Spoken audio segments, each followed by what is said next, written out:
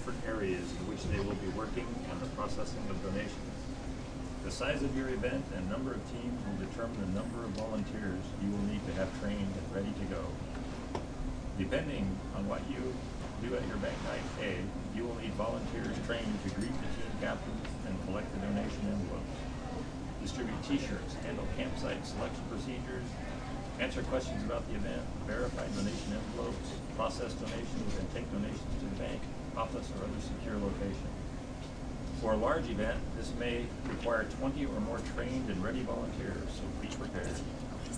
Depending on the length of shifts and the amount of money you bring in prior to the event, your number of trained volunteers needs to be based on the size of the event. For example, if relay is to raise $100,000, you will need 20 volunteers. At 200,000, 40 volunteers. I can get 20 volunteers into my trailer. Well, and what they're talking about, if you're doing the combined bake night with all those other things, people are getting their t-shirts, people are turning in donations, you want to have some people processing the money, you want to have some people at an info table, you want to have some people passing out the t-shirts.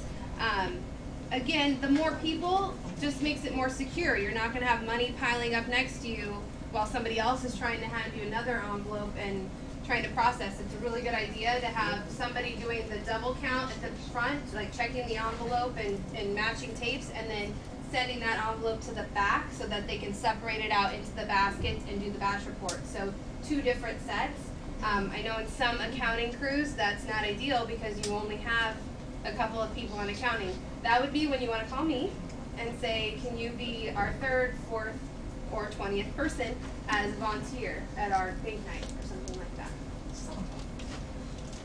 Okay, I'm sorry, you were interrupting. Yes, I'm interrupting Do you want me to mid-sentence? You can interrupt. Yeah, please.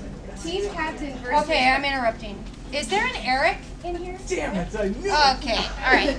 So Eric apparently goofed on his event chair and took her cookie, I believe.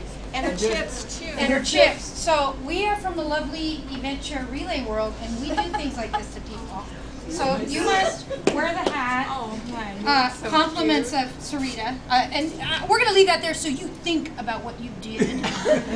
And she's returning your receipt that you left in her box, which was the evidence that we had to nail him for this cookie potato chip stealing. And actually, we're going to leave our little relay guy so you remember that.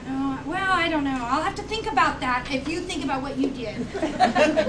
So thank you. And make sure he leaves his hat on because that's, part of his punishment here. And we hope you dearly enjoyed that cookie. Oh, honey, you're on video. And your Thank you for letting us interrupt. Bye, everybody!